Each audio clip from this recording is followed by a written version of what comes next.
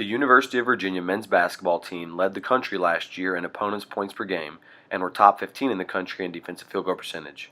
They also ranked second in opponents' points per game in 2015.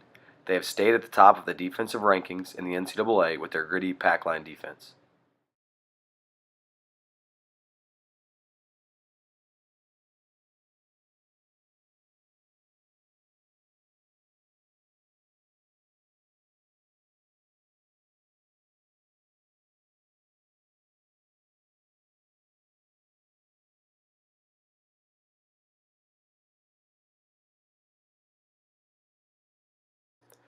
The big idea behind Packline is to get the opponent to take tough twos.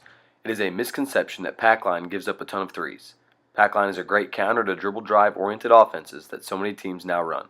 Here are some of the benefits of Packline. Rebounding responsibilities are clearly defined. Players can key in on one or two players and really take their strengths away. Opponents do not get to the free throw line as often. If you're not very deep, this is a great alternative to zone while still being able to protect the glass. Finally, any player can play this system as long as they are willing to communicate.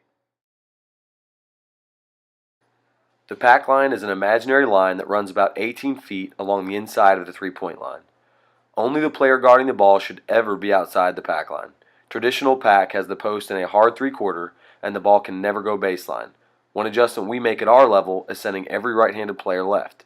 We feel as if players are not as strong attacking with their weak hand, they are not as good at finishing around the rim, and most will not even attempt to pass with their left, but instead pass across their body with their strong hand. Since you're not overpressuring the basketball, it's important to get your arms out and long and bother the basketball to distort passing lanes. It's important to use terminology that is short and directive.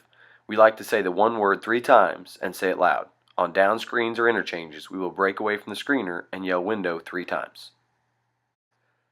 When defending post to guard ball screens, the post will break away and prepare to shallow hedge, giving the ball defender room to get under or take the path of least resistance if the ball screen is set shallow inside the three-point line. Here you can see the defender make 2 great reads on getting under the first and getting over the second ball screen. Against ball screens, Virginia will have the ball defender get over the screen as quickly as possible and give a show and go from the post. The guard closest to the rolling post will touch the rolling post player until the post defender can recover. On guard-to-guard ball screens, we jam the screener and get under as quickly as possible. Again, we don't like to switch so we can stay locked in on our matchups. The way we defend the post would be a little different than Virginia. We carry the same principle of sending players left, so we will do whatever it takes on either side not to allow the post player to get to their strong hand. The post ends the possession with a great wallop, which would include hands back to avoid the foul, and walking through the shooter with your lower body on the shot. As you can see, Virginia will hard three-quarter the post, with the middle of their chest splitting the defender's shoulder. Their arms will cover the letters of the opponent's jersey, with their palm facing out and thumb pointing down. The on-ball defender will not give up baseline. Handoffs are treated like down screens. The player guarding the ball handler would jump away, open a window, and allow the help defender room to get through.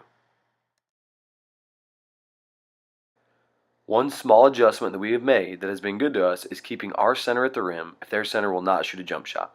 This clogs at the paint even more and can disrupt offenses by always having an extra helper on drives and cuts.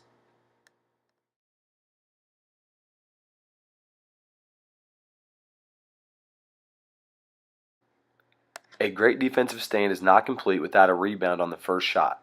It is not as much the drills you run as how much you emphasize turning and hitting your man on every possession of every drill. You are what you emphasize.